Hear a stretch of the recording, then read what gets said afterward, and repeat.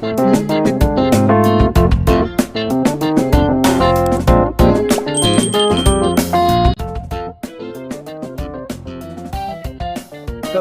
6181. Lumapit si Rebella na may hawak na isa pang tray na may pulang tela. Ang apat na powerhouse ay nagunat ng kanilang mga leeg, sinusubukang tingnan.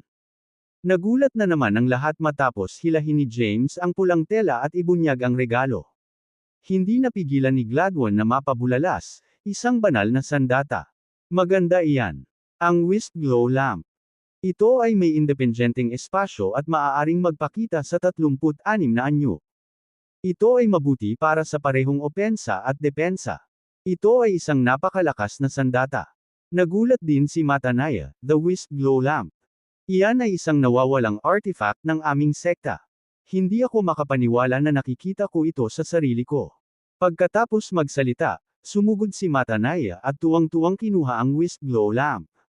Ang lampara ay nagbuga ng isang makulay na liwanag sa kanyang nanginginig na mga kamay, at hindi niya napigilan ang kanyang kagalakan. Si Yakis naman ay hindi napigilan ang inggit. Lumapit din siya sa lamp at mataman itong tinitigan. Ang Yakis sect ay pangalawa lamang sa Timaeus sect sa Ancient Genesis world. Gayunpaman, mayroon lamang silang mga 7 hanggang 8 armas na itinuturing na Katanji Tangi. Gayunpaman, ang mga betrothal na regalo ni True at sa Lucis sect ay naglalaman na ng 2 maalamat na bagay. Ang panunood lamang ay sapat na upang mapuko ang kanyang selos at kasakiman.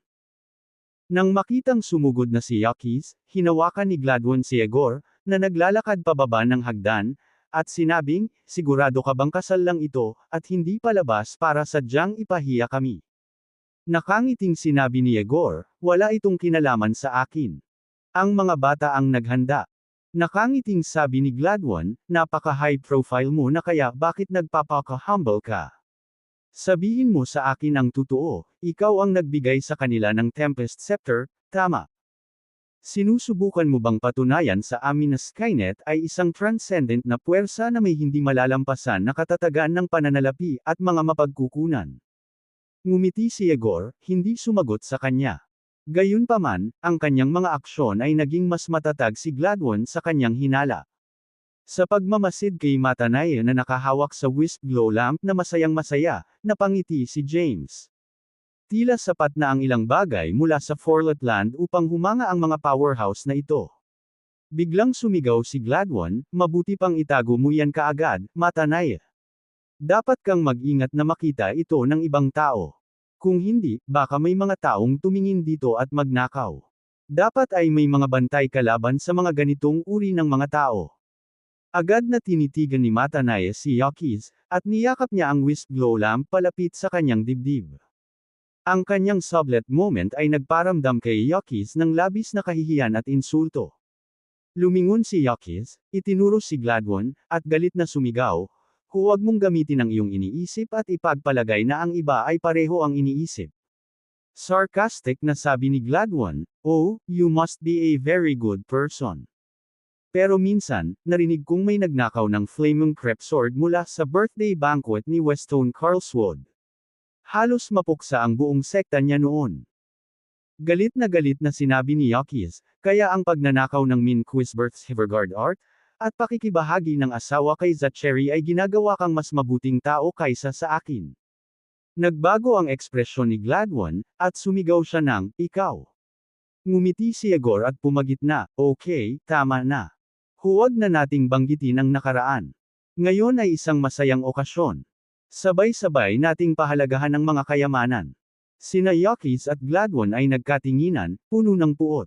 Nasaksihan ni James at ng iba pa ang kanilang hindi magandang pag-uugali. Sa paglipas ng mga taon, nakagawa sila ng maraming kasuklam-suklam na bagay. Samantala, si Matanaya ay parang isang bata na nakahanap ng bagong laruan. Hindi lamang siya nagbabantay laban kay Yakis, ngunit siya ay nag-iingat sa lahat. Ngumisi si James sa loob, pagkatapos ay muling iwinagayway ang kanyang kamay at sinabing, ang ikatlong regalo ay 20 Calidum spiritual fruits. Ang mga powerhouse na naruroon ay nagulat sa susunod na ipinahayag na regalo. Alam na alam nila kung gaano mahiwagang Calidum spiritual fruits, At hindi maarak ang pagbibigay ng 20 sabay-sabay. Kaagad pagkatapos, inihayag ni James ang 6,666 na core sa Yerswandale Ranks 9th Tribulation at isa pang 10,000 sa Yerswandale Ranks 9th Tribulation's lower grade. Bukod pa rito, mayroong 100,000 core sa Yerswandale rank. Namangha ang lahat habang naghahatid ng mga regalo. Maging sina Layla, Rebella at ang walang katulad na mga powerhouse na naruroon ay natulala sa nakita. Bakas sa mukha ni Zitlali ang pagtataka, ngunit nagdadalawang isip siyang magsalita. Palihim niyang kinurot si Truett ng ilang beses para pigilan ang kanyang emosyon. Tiniis lang ni Truett ang sakit, natatakot na gumawa ng tunog. Ang mga regalo para sa panukalang kasal ay malamang na maihahambing sa buong kapital ng isang malaking sekta. Ang Iusa sect ay magiging isang puwersa sa nangungunang 5 ng Ancient Genesis World sa lalong madaling panahon kung ang mga mapagkukunan ng paglilinang na ito ay magagamit ng maayos. Maya-maya, ngumiti si James kay Matanaye at sinabing, "In behalf of Skynet and my friend, Truett, I announce the end of marriage proposal. Hinihiling ko sa Iusa sect na tanggapin ang aming hamak na mga regalo." Bumalik sa katinoan si Matanaye at ngumiti ng husto. Tumango siya kay Yegor, sinabing, masyado kang mapagbigay. Masyadong mahalaga ang mga regalo. Natatakot ako na imposibleng magkabalikan tayo. Si Yegor ay may bahagyang walang magawang ekspresyon habang iniisip niya sa kanyang sarili, ibalik mo man o hindi ang mga regalo na katumbas ng halaga ay hindi mahalaga. Sa kabilang banda, malaki ang utang na loob ko kay James, at hindi ko alam kung paano siya babayaran. Bigla namang nakangising sabi ni James, "Tradisyonal na procedure lang ito. Ang mahalaga ay nagtagpo na ang dalawang lovebird. Tungkol sa kasal, sa palagay ko ay dapat ninyong dalawa ang hawakan ito bilang kanilang mga matatanda." Ngumiti si Yegor, tinuro si James, at sinabing, tama siya. Ang kanilang pagsasama ay higit na mahalaga. Para sa amin na maging isang pamilya na tulad nito ay isang napakasayang okasyon. Nambobola si Matanaye. Napaatras siya ng 2 hakbang, yumuko ng magkahawak ang mga kamay, at sinabing, "Ngayong pamilya na tayo, nasa iisang bangka na tayo. Ano man ang mangyari, titiisin natin ang mahihirap na panahon at uunlad ng sama-sama sa magagandang panahon." Napasimangot sina Gladwin at Yokis nang marinig ang kanilang pag-uusap. Alam nilang nangyari ang hindi maiiwasang pangyayari.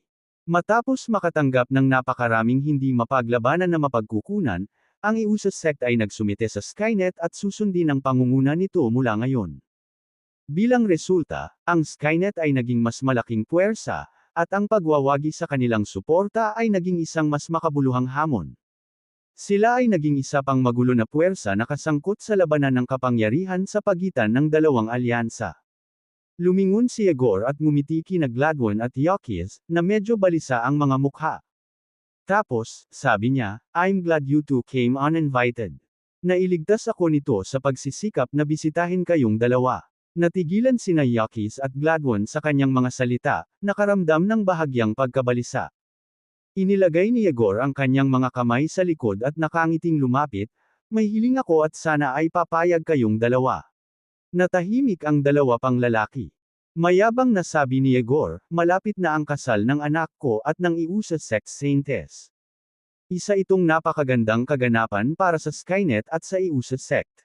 Kaya't maaari ba akong humingi ng kapayapaan sa buong Genesis World sandali?" Nagulat sina Gladwin at Yokis sa kahilingan ni Yegor. Hiniling niya sa kanila na magkaroon sila ng pansamantalang tigil dahil may kasalan ang kanyang anak. Masasaktan sana sila kung ito ay proposal mula sa ibang tao. Gayunpaman, ang taong humihingi ng pabor ay isang taong hindi nila tahasang makipagdigma. Pagkatapos ng lahat, nais nilang makuha ang kanyang suporta. Nasa dilema sila, hindi sigurado kung paano tutugon. Nang makitang tumahimik ang dalawa saglit, lumapit si Matanaye at nakangiting sinabi, "Halika na, wala na masyadong iba sa ating henerasyon. Kailan tayo magkakaroon ng ganoong kapistahan?" Hindi sumagot sina Gladwin at Yokis. "Hindi ba ninyo gagawin ito para sa akin?" Sabi ni Yegor na may bahagyang hindi nasisiyahang tono. Nang makitang nagagalit si Yegor, naging balisa sina Gladwin at Yokis. Mabilis na nanguna si Gladwin, na nagsasabing, "It's really the prime of both forces." Uunlad din ang Genesis Worlds dahil sa unyon na ito. Kami ay mga matandang kasama na magkasama sa larangan ng digmaan. Siyempre, ang alyansang matuwid ay magbibigay ng ating suporta. Gayunpaman, maaari mo ba akong bigyan ng oras? Ang kapayapaan ay natural na maibabalik hanggat ang kaguluhan sa Genesis World ay naayos na. Ngumisi si Yakis, "Napaka-confident mo, no? Humihingi ka ba ng limitasyon sa oras para sirain ang bagong alyansa?" Malamig na sagot ni Gladwin, "So, inaamin mo rin na ang bagong alyansa ang dahilan ng kaguluhan ng Genesis World." Sumagot si Yakis, "Ang Time sect ay ang tunay na problema ng Genesis Worlds." Putol ni Yago, malamig na sinabi, "Are you two going to go at it again? Kung gayon, paano ako magdedesisyon? Simula ngayon, magkakaroon na kayong dalawa ng kalahating panahon. Hindi alintana kung sino ang nanalo o kung aling partido ang may kapangyarihan, ang digmaan ay dapat itigil sa kalahating panahon. Kung ang alinmang partido ay magsisimula ng labanan pagkatapos ng limitasyon sa oras, ang Skynet ay magsasama-sama ng puwersa sa kabilang panig at sisirain ang nagpasimula." Ang mga salita ni Yegor ay nangingibabaw, na nakamamanghang kapwa Yakis at Gladwin. Alam na alam nila na ang kahihinatnan ng kanilang pakikibaka sa kapangyarihan ay maaaring hindi mapagpasyahan sa loob ng isang kapanahunan, lalo pa sa kalahating kapanahunan. Ang tanging posibleng paraan ay ang isa pang malaking puwersa ay sumali sa magkabilang panig at nagtip sa balanse. Alam na alam ni Yegor kung gaano kalaki ang kapangyarihang hawak niya at ginagamit niya ito para manipulahin sila. Sabi ni Matanaya, "Hindi lang ito bagay sa Skynet. Ang Iusa sect ay napakasangkot din. Ang sinumang manggahas na sirain ang kasal ay magiging karaniwang kaaway ng Skynet at ng Iusa sect. Aksyonan natin ang hindi sumunod." Sa dalawang pinuno ng malalaking puwersa na nagpapahayag ng kanilang paninindigan, hindi makapag-ipon ng lakas ng loob sina Gladwin at Yakis na tumanggi. Naunawaan ni Gladwin ang sitwasyong kinalalagyan niya. Huminga siya ng malalim at sinabing, "Sige. Igagalang ng Righteous Alliance ang kahilingan. Aalis tayo sa labanan sa sandaling matapos ang takdang oras. Pagkatapos, dadalhin ko ang mga powerhouse ng ating alyansa para dumalo at magdiwang kasama kayong dalawa." Ikinapit ni Yakis ang kanyang mga kamay at sinabing, "Kung gayon ay naayos na. Pupunta rin ako sa kasal para magbigay ng basbas." Matapos magkasundo ang dalawa sa kahilingan, nagkatinginan sina Yegor at Matanaya at nakangiting tumango. Alam ni Yakis at Gladwin na ang pananatili ng mas matagal ay hihingi lamang ng gulo, kaya mabilis silang nagdahilan para umalis. Nang madaanan si James ay sabay na huminto ang dalawa. Tinapik ni Gladwin ang balikat ni James at sinabing, "You have a bright future. Sana bumalik ka pagkatapos mong harapin ang iyong mga personal na gawain. Kailangan talaga namin ng mga mahuhusay na tao ngayon." Pagkatapos magsalita ay bumaling siya kina Rebella at Layla. Ibinuka niya ang kanyang mga labi ngunit bahagya lang siyang napabuntong hininga saka umalis. Si Yakis naman ay tinitigan ng masama si James. Tinanong niya, "Talaga bang wala sa inyo ang anak ko?" Bahagyang ngumiti si James at nagtaas ng kamay. Bahagyang natigilan si Yakis sa reaksyon ni James. He glared at James for a moment, saka galit na umalis. Pagkaalis ng dalawa, nilapitan ni Yegor at Matanaya si James. Napangiti si Yegor at sinabing, "Ipinagmamalaki niyo kaming mga bata. Kung wala kayo, hindi namin alam kung paano haharapin sina Gladwin at Yakis." Tumango si Matanaya at sumang-ayon, "Dumating ang dalawang iyon na may masamang intensyon. Hindi namin sila maaalis kung hindi dahil sa inyo." Ngumiti si Yegor kay Matanaya at sinabing, "Pag-usapan natin ang petsa ng kasal ng mga bata at kung paano tayo dapat makipag-ayos kay James." Tumingin si Matanaya kay James at nakangiting tumango. Nang makitang nagsalita na ang dalawang nakatatanda, inutusan nina Layla at Rebella ang mga kasambahay na ibaba ang mga regalo sa kasal. Pagkatapos, sinamahan nila sina Truett at Zetlali palabas ng bulwagan. Sa sandaling iyon, sina Matanaya, Yegor at James na lamang ang naiwan sa bulwagan. Sabi ni Yegor, "Okay, we have already played our parts." Agad siyang pinutol ni James, sinabing, "You propose to let them suspend their fight after half an epoch. Lalo lang titindi ang mga laban nila sa panahong ito. Tumango si Matanaya, na nagsasabing, tama siya. Napakaraming buhay ang iaalay sa labanang ito para sa kapangyarihan. Tumingin si Igor kay James at tinanong, dapat sapat na para ayusin mo ang lahat, hindi ba? Kumunot ang noo ni James at sumagot, I'm still unfamiliar with those two microgenesis worlds. Kailangan ko munang bumisita. Ngumisi si Igor, nirerespeto mo ba ako ngayon? Nakalimutan mo na ba ang ginagawa ng Skynet? Pagkatapos magsalita, ikanaway ni Igor ang kanyang kamay, at dalawang information orbs ang lumutang kay James. Mabilis na iniwan sila ni James at nakangiting sinabi, salamat. Same time na sinabi ni Igor, magpapadala ako ng 30 powerhouse sa tuktok ng Years One Dale Ranks 9th Tribulation. Pagkatapos, bumaling si Igor kay Matanaya, na nagsasabi, dapat mo ring ipadala ang 10 sa kanila. Para lang maging ligtas. Nalilitong tanong ni Matanaya, ano ang ginagawa natin? Nakangiting tanong ni Igor, nagtitiwala ka ba sa amin? Tumawa si Matanaya at sinabing, anong meron sa tanong na iyan? Sinabi ko na sa iyo natatayo ang iusa sect kasama ng Skynet. Tumango si Igor at sinabing, kung gayon, magtiwala ka lang sa amin sa ngayon. Huwag masyadong magtanong. Pagkatapos ng lahat, sasabihin namin sa iyo ang tungkol dito. Nagpakita ng makabuluhang ekspresyon si Matanaya, tumango, at sinabing, sige. Susundin ko ang pakay mo. Gayunpaman, tungkol sa mga gawain ng ating sekta, pinunasan ni James ang kanyang pag-aalala para sa mga powerhouse ng Iusa sect, na sinumpa ni Courtney. Nakangiting sabi niya, huwag kang mag-alala. Tutuperin ko ang aking salita. Gayunpaman, mayroon pa akong isang huling kondisyon. Pagkatapos kong matapos ang usaping ito, sabay nating haharapin ang lahat. Nakangiting tumango si Matanaya. Biglang sabi ni James, mauna na kayo. Kailangan kong makilala ang isang kaibigan. Pagkatapos magsalita, dali-dali siyang lumabas ng bulwagan nang hindi naghihintay ng tugon. Namangha si Igor, talento talaga siya. Isang ipinanganak na alamat. Tumango si Matanaya at bumantong hininga, sayang naman at ayaw niyang gamitin natin. Kumunot ang noo ni Igor at sinabing, ginamit. Magkaibigan na kami ng maraming taon. Wala akong balak na samantalahin siya. Kung mayroon kang ganoong pag-iisip, natatakot akong pagsisihan mo ito sa hinaharap. Natahimik si Matanaya. Mas na-curious siya kung sino ang mahiwagang taong makikilala ni James at kung anong plano ang palihim niyang itinatakda. Agad na umakyat si James sa isang matayog na bundok sa gilid ng Genesis region na kontrolado ng Iusa sect. Pagkatapos, lumitaw siya sa likod ng isang misteryosong nilalang na nakasuot ng itim na balabal sa isang iglap. Ang mahiwagang nilalang, na nakatalikod kay James, ay nagsabi, huli ka na. Kalmadong sagot ni James, ikaw ang dumating ng maaga. Napamura ang misteryosong pagiging, ang lakas ng loob mo para yayain akong lumabas dito mag-isa. Hindi ka ba natatakot na patayin kita? Nakangiting sagot ni James, you don't dare to, and you won't. Kung hindi, hindi lamang mawawala sa iyo ang lahat, ngunit mahihirapan ka ring makita ang iyong anak sa buhay na ito. Not to mention, baka hindi mo ako kayang patayin. Biglang lumingon ang misteryosong nilalang, iniangat ang ulo, at inihayag ang mukha.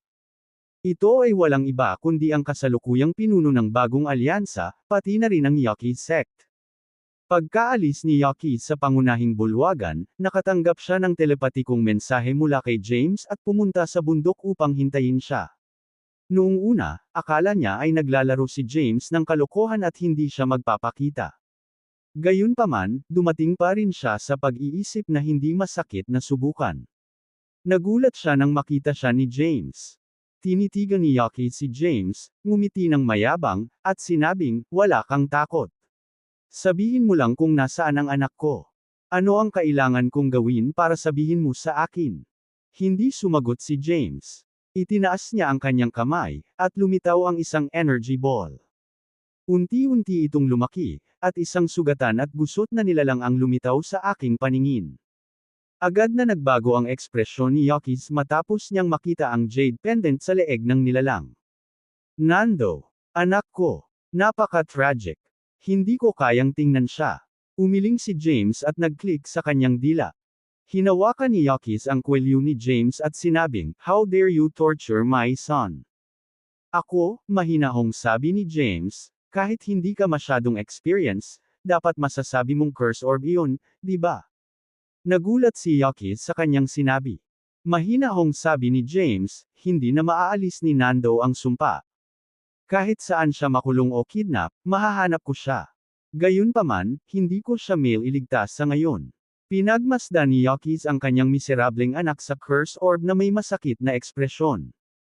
Kinagat niya ang kanyang mga ngipin at nagtanong, "Since you've asked to meet me, you must have the answer, right? Sabihin mo sa akin kung ano ang gusto mo." Nakangiting sabi ni James, "Ang bait mo naman. Gusto kong makitungo sa mga taong katulad mo." Napaungol si Yakis, cut to the chase.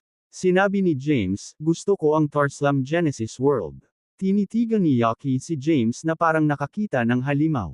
Sabi niya, isang nagsasaka lamang sa tuktok ng 8th Tribulation ng Year Asian Dale rank na parang gusto mong maging Panginoon ng Genesis World. Magagawa mo bang protektahan ito? Malamig na sabi ni James, "Hindi iyon ang dapat mong alalahanin. Ibigay mo lang ang sagot mo." Sumagot si Yakis, "Oo naman. Ngunit kailangan mong magkaroon ng kontrol sa iyong sarili. Ipapangako ko lang na hindi ako makikialam." Iyan ay higit pa sa sapat. Nakangiting itinaas ni James ang kamay niya. Pagkatapos, lumitaw ang isang kontrata ng kaluluwa sa kawalan. "Lagdaan mo, at sasabihin ko sa iyo ang tunay na kinaroroonan ng iyong anak. Sa tingin mo pinagkakatiwalaan kita?" Kumunot ang noo ni Yakis. Tanong ni James, "Kung gayon bakit ka pumunta?" Natigilan si Yakis. Itinaas niya ang kanyang kamay, at isang pagsabog ng Genesis ang lumipad patungo sa kontrata ng kaluluwa.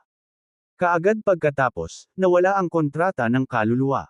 "Pinirmahan ko na." Maingat na tinitigan ni Yakis si James. Nakangiting sabi ni James, "Nasa Zacherry siya." Nagulat na sabi ni Yakis, "Zacherry? Walang katotohanan yan. Kung kasama niya ang anak ko, dumating na siya para takutin ako. Bakit nananahimik pa rin siya tungkol dito?" Tumingin si James kay Yakis at sinabing, "Dahil may higit pa rito. Kung gusto mong matuto ng higit pa, kakailanganin mong gumamit ng isang bagay na may katumbas na halaga upang ipagpalit ang impormasyon. Ang bastos mo talaga at matako." Itinaas ni Yakui ang kanyang kamay. Gayunpaman, hindi umiwas si James. Sa halip, ngumiti siya ng nakakatakot. Naisip ni Yakis, paano pa rin siya kalmado at kalmado? Ano ang dahilan kung bakit siya walang takot? Dapat dahil suportado siya ni Matanaya at Yegor. Iyon ang nagbibigay sa kanya ng kumpiyansa. Pagkatapos magtapos, nagbago ang ekspresyon ni Yakis. Ibinaba niya ang kanyang kamay at sinabing, "Diretso ka lang sa akin at sabihin sa akin kung ano ang gusto mo." Nakangiting sabi ni James, "I want something pretty valuable. Kailangan kong sakupin ang 2 micro-Genesis worlds. Kailangan kong ipangako mo na ang bagong alyansa ay hindi makikialam. At the same time, gusto ko ng favor from you. At saka, kailangan mong pumirma ng isang soul contract." Galit na tumawa si Yakis at sinabing, "Ikaw talaga," putol ni James, sinabing, "Huwag kang mag-alala. Ang balitang ibibigay ko sa iyo ay higit na mahalaga kaysa sa 10 Great Genesis Worlds." Nang makita ang kalmado at nakolektang tingin ni James, kumaibot ang mga labi ni Yakis. "Kung gayon, gusto kong nakasulat iyon sa kontrata ng kaluluwa." "Oo naman." Ngumiti si James at nagtaas ng kamay. Pagkatapos, isa pang kontrata ng kaluluwa ang lumitaw sa kawalan. Hinimok ni Yakis ang kanyang Genesis at pinirmahan ang kontrata. "Tapos na. Ngayon, sabihin mo sa akin." Nakangiting sabi ni James, "I have 2 pieces of information. Una, ang Timaeus sect ay kasalukuyang nahahati. Nagpaplano si Gladwin na agawin ang posisyon bilang pinuno ng sekta." Nagulat, nagtanong si Yakis, "Saan mo nakuha ang impormasyong ito?" Nakangiting sabi ni James, "Dapat alam mo na ang relasyon namin ni Yegor." Napabuntong hininga si Yakis, alam na ang balita ay dapat na mapagkakatiwalaan kung ito ay mula sa Skynet. Gayunpaman, hindi niya matukoy kung bakit magkalaban sina Gladwin at Zacherry. Sobrang close sila at iisa pa ang asawa. Bakit sila makikipagkumpetensya sa posisyon ng pinuno ng Timaeus sect? Pagkatapos mag-isip ng ilang sandali, ipinahayag ni Yakis ang kanyang pagdududa. Tumingin sa kanya si James at sinabing, ang sagot ay nasa pangalawang piraso ng impormasyon. Nakuha ko ang balitang ito bago ang Skynet. Wala na si Zachary sa Quasi-Dalcon rank. Bumagsak siya sa 9th tribulation ng Years 1 Dalem rank. Gulat na napatingin si Yakis kay James. Ngumiti si James at nagtanong, ano sa tingin mo? Sulit ba ang dalawang impormasyong ito? Lumingon si Yakis. Pagkatapos ng mahabang katahimikan, bumantong hininga siya, kung totoo ito, ang iyong impormasyon ay nagkakahalaga ng 100 Great Genesis Worlds.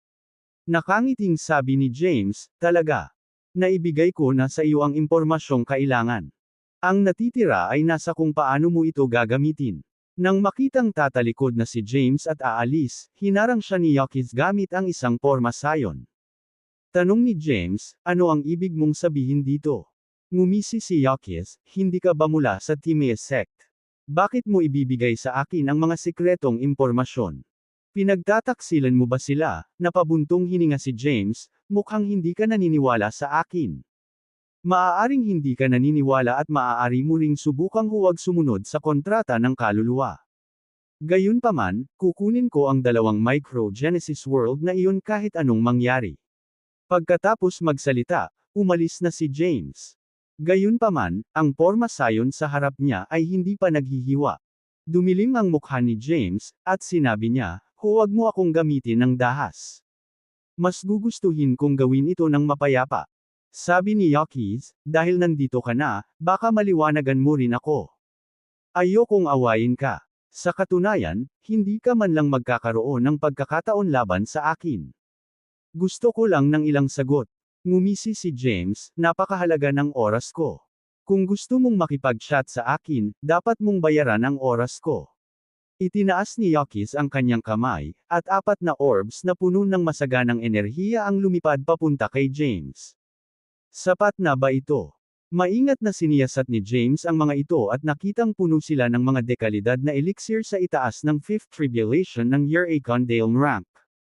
Dahil pinilit ni Yakis na makipag-chat at payagan siyang maghasik ng hindi pagkakasundo, mas gusto ni James na manatili. Lumingon si James at sinabing, sige. Ano ba ang gusto mong malaman? Tinitigan siya ni Yakis at nagtanong, paano ka umalis sa Forlet Land? Nagkibit balikat si James, na nagsasabing, lumabas ako doon gamit ang aking dalawang paa. Nagalit si Yakis sa kanyang sarkastikong sagot. Nagdilim ang kanyang mukha, at nagpakita ng mga palatandaan ng pagnanais na kumilos. Ngumiti si James at sinabing, sige, sige. Sigurado akong narinig mo ang tungkol sa Hod Passage na humahantong sa ikalawang antas ng Forlet Land, tama ba? Napakurap-kurap si Yakis at sumagot, so, meron ba talaga? Inagaw ba ang anak ko sa daanan na iyon? Nakangiting sagot ni James, you didn't put enough effort to killing me. Ang Timaeus sect, sa kabilang banda, ay naglagay sa akin bilang isang demonyo mula sa Dark World at nagpadala ng mga powerhouse sa Years 1 Dalem ranks 9th tribulations upper grade at lower grade. Kayo, gayunpaman, hindi nagsikap ng husto. Sa harap ng panunuya ni James, hindi nagalit si Yakis. Sa halip, bumantong hininga siya, ikaw ay isang pambihirang magsasaka na nakaligtas sa gayong mga paghihirap at panganib. Pagkatapos purihin si James, itinaas niya ang kanyang ulo at sinabi, bakit hindi ka pumunta sa Yakis sect? Nangangako akong bibigyan ka ng mas mahusay na paggamot kaysa sa Timaeus sect. Bibigyan pa kita ng puwang para magkaroon ng malayang pag-unlad. Ibibigay ko sa iyo ang anumang gusto mo at ginagarantiyahan mong maaabot mo ang rurok ng Years 1 Dalem ranks 9th tribulation sa loob ng 2 entry pack. Sinusubukan niya akong i-recruit.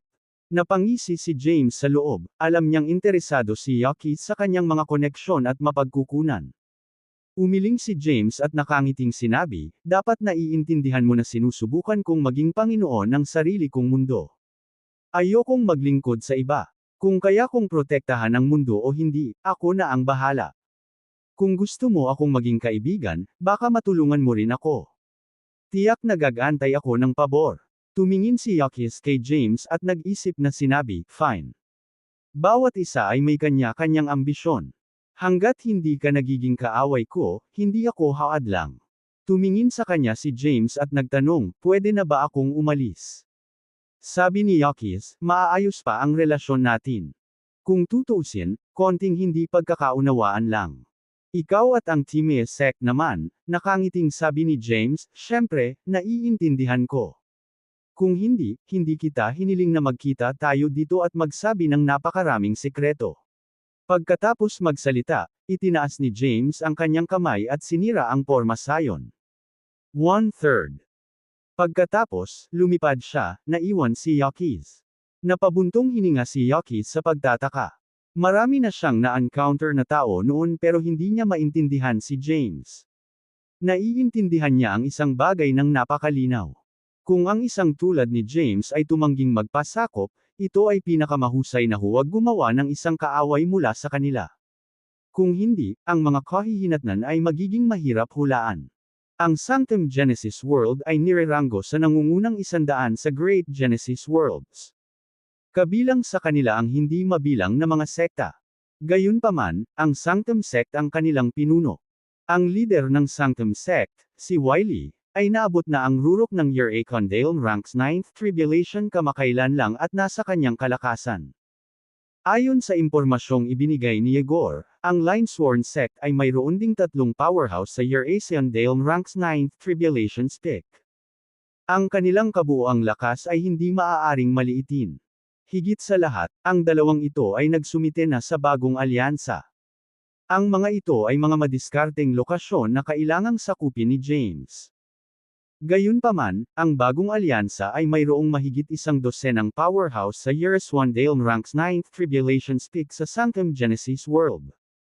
Ang mga pinakamalaking kalaban ni James ay ang grupo ng mga powerhouse sa tuktok ng Years 1 Dale Ranks 9th Tribulation. Sa sandaling iyon, nakatayo si James sa gilid ng tuktok ng Years 1 Dale Ranks 9th Tribulation, tulad ng isang tigre na handang sumunggab sa kanyang biktima. Ang tatlong powerhouse sa tuktok ng Years 1 Dale Ranks 9th Tribulation, sina Layla, Rebella, at Zitlali, ay nakatayo sa likuran niya. Naroon din sina Truett, Adair at Seisha. Tinanggihan ni James ang tulong ng 12 ng mga powerhouse na ipinadala ni Yegor at Matanay. Ito ay hindi dahil siya ay mayabang at may tiwala sa sarili. Sa halip, nagkaroon siya ng bagong plano matapos basahin ang impormasyong ibinigay sa kanya ni Yegor. Sa mga salita ni Truett, kailangan nilang magkaroon ng isang pambihirang labanan upang maitatag ang autoridad ng Jade Moria Empire. Ang labanan ay hindi kailangang maging masyadong malaki, at ang kanilang mga kalaban ay hindi kailangang maging napakalakas. Hanggat ito ay isang taong may tiyak na impluwensya sa Genesis Worlds, ang kanilang layunin ay makakamit. Malapit na si Layla sa pagtatapos ng ika-9 na kapigatian ng Years 1 Dale Rank, kaya maaari niyang talunin ang 20 kalaban sa Years 1 Dale Ranks 9th Tribulation. Samantala, nilinang ni Rebella ang Marcy Ice Combat Form at maaaring makalaban ng 5 kalaban. Si Zitlali naman ay medyo nanghina. Gayunpaman, mayroon siyang Marcy Ice Combat Form at Orient Force. Kaya, madali niyang labanan ang 3 kalaban ng sabay-sabay. Sa kanilang 3 na kasama niya, halos hindi na sila mapipigilan basta't hindi sila mag-provoke ng malalaking puwersa na katulad ng Team Sect. Sina Truett, Adair at Seisha ay nasa gitnang baitang ng Years 1 Dale Rank. Gayunpaman, mayroon silang Marcy Ice Combat Form para labanan ang mga kalaban na mas mataas ang ranggo kaysa sa kanilang sarili. Ang kanilang sama-samang lakas ay sapat na upang masakop ang isang mundo na nireranggo sa nangungunang 100 ng Genesis Worlds. Pagkatapos ng saglit na katahimikan, dahan-daang sinabi ni James, mag-allocate tayo ng mga gawain. Si Layla ang mananagot sa 11 powerhouse na nakatalaga sa Bihoterm Sect. Rebella at Zitlali, kayong dalawa ay magsanib puwersa at alagaan ang 7 powerhouses mula sa bagong alyansang nakatalaga rito. Truett, Adair, Seisha at ako ay dumiretso sa punong tanggapan ng Sanctum Sect. Nagpalitan ng tingin ang grupo sa isa't isa. Alam nilang hindi mas mababa ang lakas ni James kay Layla. Kung ang Sanctum Sect ay mayroon lamang 3 powerhouse sa Years 1 Dale Ranks 9th Tribulation, mas kaya niya itong pangasiwaan. Kung walang objections, maghiwalay na tayo. Binuksan ni James ang Grimlore map gamit ang wave ng kamay. Mahinahong sabi ni Layla, magkita tayo sa Sanctum Sect. Paano ang tungkol sa isang karera upang makita kung sino ang mas mabilis? Pagkatapos magsalita, nawala si Layla sa isang iglap. Malamig na ngumuso si Rebella, bakit ang tiwala mo? Sige, tingnan natin kung sino ang unang makakarating doon. Tumingin siya kay Zitlali, at pagkatapos ay mabilis na nawala ang dalawa. Tumingin si James sa Grimlore map at malamig na sinabi, ang layunin ng labanang ito ay itatag ang kapangyarihan ng Jademore Empire. Huwag magpakita ng anumang awa. Ang sinumang maglakas loob na lumaban ay papatayin. Kaagad pagkatapos, itinaas niya ang kanyang kamay at ipinulupot ang kanyang kapangyarihan sa Truett, Adair at Seisha. Agad na nag-transform ang grupo sa Light Ray at lumubog sa Grimlore map. Sa sumunod na sandali, nakarating sila sa harap ng isang engranding palasyo. Natigilan si James at ang kanyang mga kasama matapos makita ang napakagandang palasyo sa dulo ng mataas na hagdanan. Tumingin si Truett sa pangunahing bulwagan sa unahan nila at ngumiti ng mapang-uyam. Ang kanilang lakas ay katamtaman, ngunit ang kanilang palasyo ay maihahambing sa isang malaking puwersa. Sabi ni Adair, mas nakatutok sila sa hitsura. Narinig ko na ang Sanctum Sect ay sobrang malupit sa loob ng Sanctum Genesis World. Gumagamit ang kanilang sekta ng mga sanggol sa paglilinang. Ginagamit pa nga ng kanilang sect leader na si Wiley ang dugo ng mga sanggol para ibabad ang kanyang katawan. Bukod dito, mayroon din siyang hindi mabilang na mga alipin. Tumango si Seisha at sinabing, narinig ko rin ang tungkol sa mga chismis.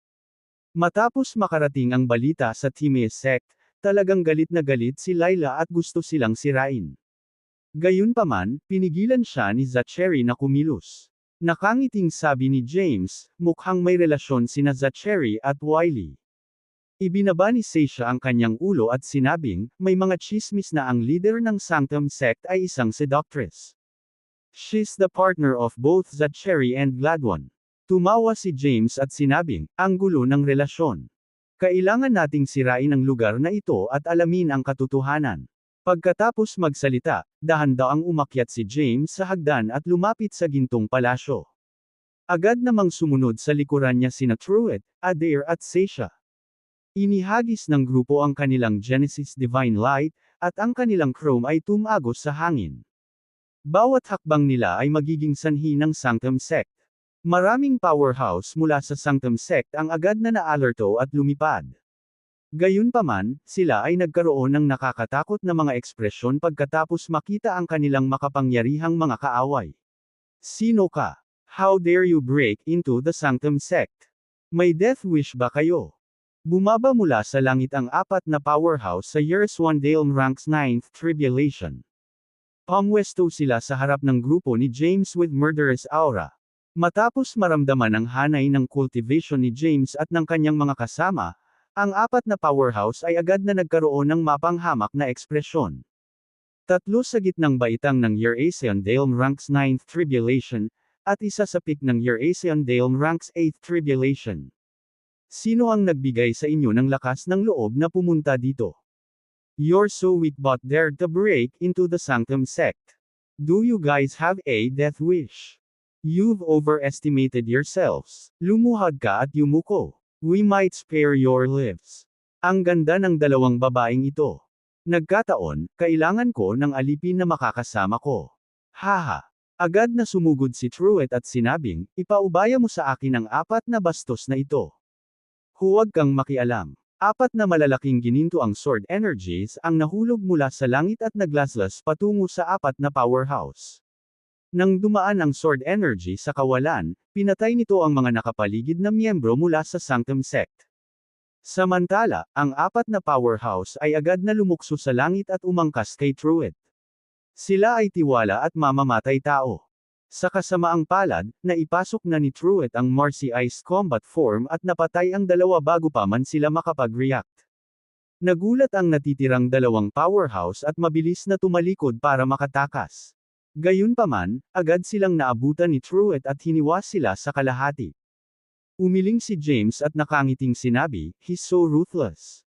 Pinipigilan niyang pumatay noon, pero parang sanay na siya ngayon. Ngumuso si Adair, they deserve to die. Ang lugar na ito ay puspos ng mga demonyo. Bumagsak si Truett sa lupa nang may malakas na putok at agad na nagdulot ng malalim na hukay sa hagdanan. Agad na pinaalis ng puwersa ang mga miyembro ng Sanctum Sect na nakatayo sa harapan. Itinaas ni Truett ang kanyang ulo at sinabing, ang apat na powerhouse sa gitnang baitang ng Years One Dale Ranks 9th Tribulation ay walang espesyal. May iba pa bang makakalaban? Iyon ay hindi masaya. Agad na pinaulanan ni Adair ang kanyang parada, na nagsasabing, hindi ka ba makapagpigil ng kaunti? Paano kung takutin mo ang pinuno nila? Kapag nangyari iyon, sa halip ay bubugbugin ka namin. Tumango si Seisha at sumang-ayon, tama siya. Panatilihin ang isang mas mababang profile, gusto mo. Wala ka bang respeto kay James? Sandaling natigilan si Truett. Pagkatapos, mabilis siyang lumapit kay James at sinabing, sorry, James. Ninakaw ko ang limelight mo. Inilibot ni James ang kanyang mga mata kay Truett, pagkatapos ay umakyat sa hagdan. Sa sandaling iyon, lumipad palabas ng palasyo ang isang dosenang powerhouse sa Years One Dale Ranks 9th Tribulation. May dala silang pulang sedan na upuan na natatakpan ng pulang gauze na kurtina. Isang magandang babae na may heavy makeup at nakasuot ng makulay na robe ang nakaupo sa loob ng sedan chair. Siya ay may kaakit-akit at nakakabighaning hitsura. Ang bawat galaw niya ay naglalabas ng gilas, at siya ay hindi kapani-paniwalang nakakaakit. Agad na naging mapagbantay si Adair nang makita siya at pinaalalahanan si James. Yan ang pinuno ng Sanctum Sect, si Wiley Harriet. Mag-ingat ka, marunong siya sa soul art. Bamulong din si Seychelle, she's at the peak of the Years One Dale Ranks 9th Tribulation. Mas mabuting mag-ingat tayo. Napaangat ng ulo si James at nakangiting sinabi, Wiley, ha? Hindi siya mukhang kasing ganda niyong dalawa. Kakaiba ang panlasa ni Zachary sa mga babae. Natahimik si Seychelle. Proud na sabi ni Truett, sino ang nagmamalasakit sa kanyang hitsura? Sa mundong ito, ang asawa ko at si Thea ang pinakamagandang babae. Hindi kayang ikumpara ng lahat. Nang matapos magsalita si Truett, naramdaman niya ang dalawang masamang tingin mula sa kanyang likuran. Mabilis siyang ngumiti at sinabing, syempre, maganda rin kayong dalawa. Ngumuso sa kanya sina Seisha at Adair. Sa sandaling iyon, isang pagsabog ng mapang-akit na tawa ang nagmula sa loob ng sedan na upuan. Kayong dalawang lalaki ay medyo kawili-wili. Ang isa ay maganda, at ang isa naman ay nakakatawa. Kung mabibihag ko kayong dalawa at maging alipin ko kayo, tiyak na puno ng libangan ang mga araw ko. Sa sumunod na segundo, isang nakakatakot na aura ang nagmula sa ginintoang palasyo at lumitaw ang isang nasa katanghaliang gulang na lalaki na nakasuot ng kulay abong balabal. Nang makita ang lalaki, sumimangot si James at sinabing, isa pang cultivator sa tuktok ng Years One Dale Ranks 9th Tribulation. Malamig na sabi ni Truett, hindi basta-basta iyon. Siya ang leader ng Bihoterm Sect, si Yancy Quaid. Natigilan, nagtanong si James, ama ba iyon ni Silok? Tumango si Truett at sinabing, oo. Bagamat siya ay nasa tuktok lamang ng Years One Dale Ranks 9th Tribulation, malapit na siya sa quasi-Declon rank. Pangalawa siya sa Ancient Genesis World. Kumunot ang noo ni James at nagtanong, mas malakas siya kay Layla. Mataimtim na sinabi ni Truett, hindi pa sila nag-away noon. Ipinapalagay ko na ang pagkakaiba sa lakas ay hindi ganoon kalawak. Biglang sumulpot si Yancy sa sedan chair na may flash. Ipinulupot niya ang kanyang mga braso kay Wiley at tumawa ng malas. Gusto ko yung dalawa. Gusto ko silang gawing alipin ko. Agad namang nena si James sa nakita. Ang mataas na lipunan ay talagang isang magulong bilog. Si Wiley daw ang partner ni Zachary at Gladwin. Gayunpaman, kasama rin niya ang leader ng Bihoterm Sect. Ang dalawa ay nagkita-kita sa loob ng sedan na upuan na parang walang tao. Akmang kikilos na si Truett, pinigilan siya ni James. Malamig na sinabi ni Truett, naiinis ako. Nakangiting sabi ni James, kahit na, kailangan mong tiisin. Sa sandaling ito, mabilis na tinakpan ni Adair ang kanyang mga mata. Pagkatapos, gumamit siya ng isa pang kamay para takpan ang mga mata ni Seisha. Paano masasaksihan ng mga babaeng nabubuhay ang ganitong eksena? Walang habas na inaatake ni Yancy si Wiley ngunit bigla itong napatigil. Sir Yancy, please calm down. Pag-uusapan natin ito mamaya pagkatapos kong makipag-usap sa dalawang mapang-akit na lalaking ito. Kung tungkol sa dalawang babaeng nabubuhay, mukhang masaya din sila. Dahil sa maluwag na boses ni Wiley, kinilig ang iba pang nilalang. Nang tumigil siya sa pag-atake, tiningnan niya ng masama sina Seisha at Adair. She licked her lips and said, pareho silang outstanding living beings. Panatilihin ang mga ito sa isang piraso. Tumawa si Wiley. Itinaas niya ang kanyang kamay, at lumipad ang 2 piraso ng pulang tela. Taglay ang napakagandang Genesis power, lumipad sila patungo kina James at Truett. Boom! Sa malakas na boom, binasag ni James Amethyst Gold Power ang 2 pulang tela, at hindi mabilang na punit na piraso ng pulang tela ang pumuno sa kalangitan. Natawa si Wiley, nagulat. Nasa tuktok ka lang ng Years 1 Dale Ranks 8th Tribulation. Napakalakas mo. Sinabi ni James kina Truett, Seisha, at Adair, dapat kayong bumalik sa aking kaluluwa. Hindi, pagtanggi ni Truett. James, bagamat mababa ang ating cultivation ranks, we can. Bago pa niya matapos ang kanyang mga salita, itinaas ni James ang kanyang kamay, at inilagay sina Seisha at Adair sa kanyang soul space. Natigilan si Truett. James, nagbago ang sitwasyon, gayon din ang mga kalaban natin. Malamig na sinabi ni James, ang mga babaeng buhay na nilalang ay hindi angkop para sa labanang ito. Kaya lang, biglang lumipad palabas si Wiley. Napuno ng aura ng tuktok ng Years 1 Dale Ranks 9th Tribulation ang lugar. Biglang nilalamon ng pula ang buong premise habang tanggayan ng mabangong hangin. Para silang nasa pulang purgatorio. Ito ay lason. Takpan mo yang mukha mo, paalala ni James. James, subukan ko ang kanyang lakas. Ikinaway ni Truett ang kanyang kamay, at isang kalasag ang bomb alot sa kanyang katawan. Pagkatapos, inactivate niya ang Marcy Ice combat form at tinungo si Wiley. Agad namang tumingin si James at nakita si Wiley na may hawak na itim na lot sa langit. Mukha siyang kaakit-akit. Ang lot ay gumawa ng isang malambing na huni. Pinulot ng bawat nota ang puso ng isa. Para bang naaantig nito ang kaluluwa ng isang tao. Sa sandaling iyon, si Truett, nakakaipon lang ng 12-dosenang gintong mga espada sa kalangitan kasama ang napakagandang kulay abong kapangyarihan, ay nilamon ng sound wave. Umilo ang katawan ni Wiley. Siya ay nagpakita sa tabi ni Truett, na nahulog sa ulirat. Itinaas niya ang kanyang kamay, at nilamon siya ng soundproof barrier. Sa sandaling iyon, bumalik si Truett sa kanyang katinoan. Nakita niyang lumalaban si James sa na demonic sound blades ni Wiley at papunta sa kanya. Napakalakas ng pag-atake ng demonic sound. Ngumuso si Truett bago naglabas ng itim na tela. Ginamit niya iyon para takpan ang magkabilang mata at tenga niya. Pagkatapos, nagpatawag siya ng 12-dosenang gintong espada patungo kay Wiley. Sa pagharap sa magkasanib na pag-atake nina James at Truett, si Wiley, na inakala niyang siya ang may kontrol, ay napilitang umatras pagkatapos ng ilang round ng labanan. Bigla, kasunod ng pagkislap ng makapangyarihang gray na sword light ni James, ang itim na loot sa kamay ni Wiley ay nabasag, na naging sanhi ng kanyang pagkataranta. Nang malapit na siyang makatakas, nilamon siya ng napakalaking porma sayon. Hindi siya inatake nina James at Truett. Sa halip, inatake siya ng halos 2 taong gulang na sanggol. Ang sanggol ay parang multo. Sinugod niya si Wiley at sinira ang Genesis Divine Light ng huli. Pagkatapos, sa isang pag-ikot, siya ay naging isang nagniningas na pulang sword light at tumagos sa katawan ni Wiley. Anong malakas na espiritual na katawan, bulalas ni Wiley. Ngunit, ito ay walang kamanghamanghang. Pagkatapos, ang katawan ni Wiley ay naglabas ng mas nakakasilaw na pulang ilaw, at agad na gumaling ang mga sugat sa kanyang pisikal na katawan.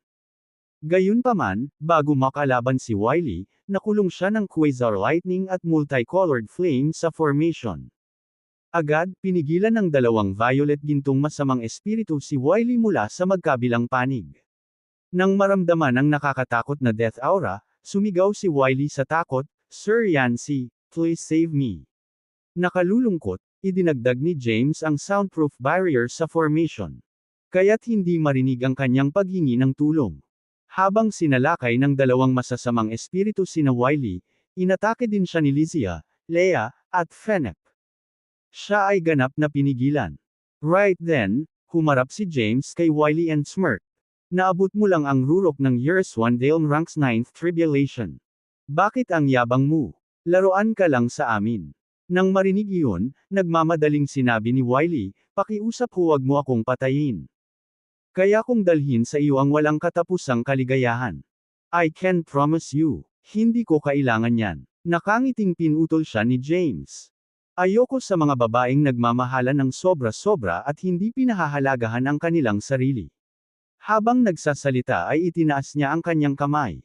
Hindi mabilang na madilim na inscription ng sumpa ang bumalot kay Wiley. Agad siyang napasigaw sa takot. Sa sandaling ito, biglang sumigaw si Yancy, Wiley, nasa tuktok ka na ng years 1 Dale ranks 9th tribulation. Bakit ang tagal mong harapin ang dalawang buhay na nilalang?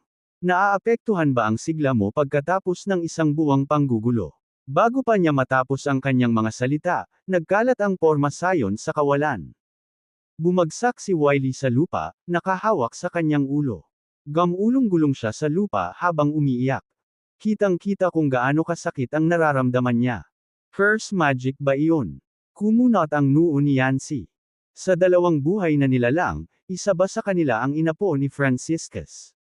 Habang bumubulong, gulat na napatingin siya sa kawalan. Napansin niyang hindi nasaktan sina James at Truett, na humarap kay Wiley. James, anong ginagawa mo? Hindi pa sapat ang saya. Bakit ka tumigil? Reklamo ni Truett. Paano mo pa gustong magsaya? Sinaman siya ng tingin ni James. Huwag mong kalimutan na may asawa ka na. Nakaramdam ng awkward si Truett habang tumatawa. Sir Yancy, ikaw na dapat ngayon. Napatingin si James kay Yancy. Ang yabang. Interesting. Ngumuso si Yancy at sinabing, hindi kayo karapat-dapat na lumaban sa akin.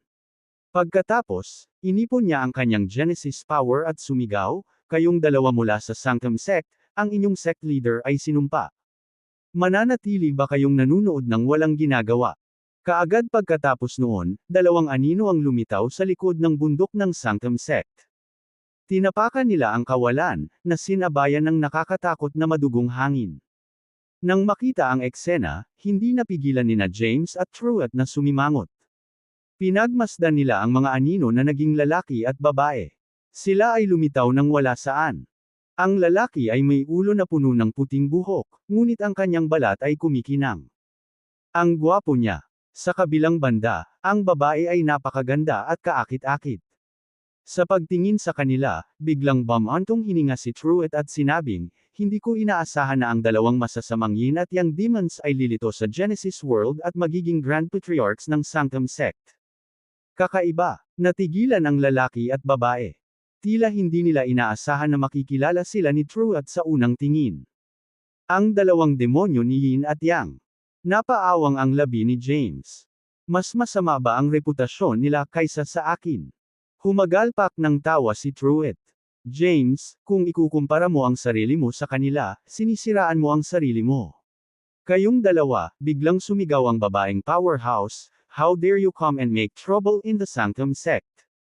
Pagod ka na bang mabuhay?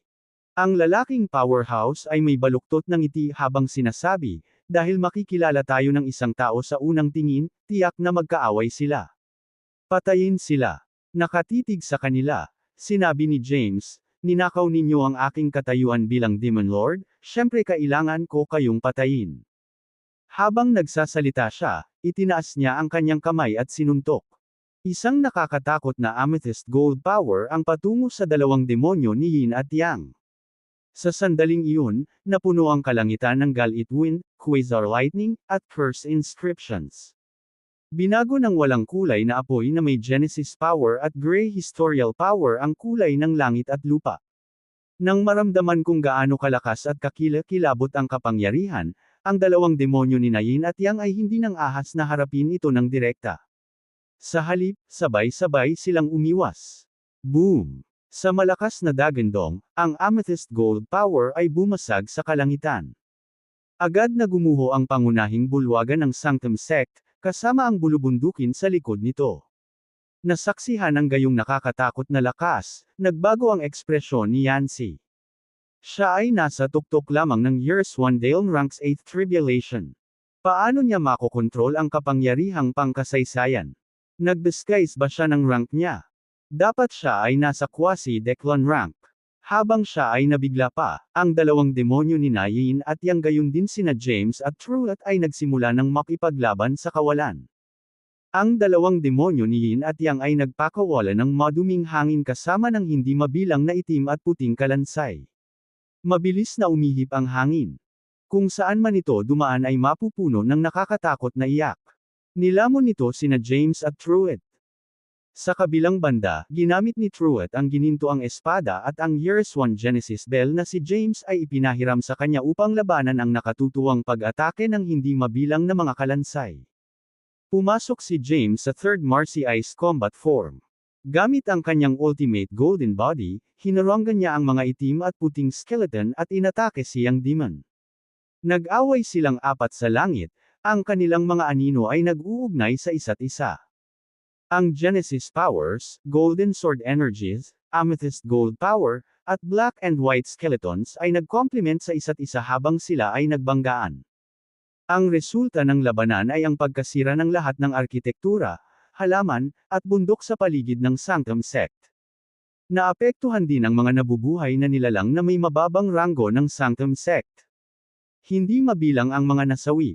Ito ay isang nanginginig at nakakatakot na labanan. Lahat ng uri ng kapangyarihan ay umatake ng walang awa at pumatay ng maraming kaluluwa. Sa ilalim ng sakuna na ito, ang Sanctum Sect ay nayanig at nahulog sa kadiliman. James, hindi na ako makakatagal, sabi ni Truett pagkatapos gumamit ng ilang sword energies para atakehin ang mga skeleton. Itinaas ni James ang kanyang kamay, at dalawang violet gold na masamang espiritu ang lumitaw sa tabi ni Truett. Tinulungan nila ang huliin na labanan ang mga pag-atake ng mga kalansay. Ang hindi inaasahan ng dalawang demonyo ni Yin at Yang ay ang dalawang violet gold na masamang espiritu ay nilalamon ang mga kalansay. Akala nila ay aatake ang mga masasamang espiritu at sasabog ang mga kalansay. Ngayon, gayunpaman, ang mga espiritu ay lalong lumalakas sa bawat kalansay na nilalamon. Yin, nilalamon ng kanyang masasamang espiritu ang ating kapangyarihan. Sa sandaling nawala ng focus siyang demon, nataman siya ni James. Ang nakakatakot na kapangyarihan ay nagdulot kay Yang demon na maglabas ng mabaho, metal na amoy habang hindi mabilang na mga sugat ang lumitaw sa kanyang pisikal na katawan. Nang makita niya ito, lumipad siya, sumisigaw sa takot. Naglunsad si James ng follow-up na pag-atake, gamit ang curse inscriptions para lamunin siyang demon. Kaagad, lumitaw ang isang malaking masamang espiritu at sinunggaban siyang demon bago siya nilamon. Sa susunod na segundo, ang malaking masamang espiritu ay naglabas ng pulang ilaw. Dumami ang laki nito, at mas nakakatakot din ang aura nito.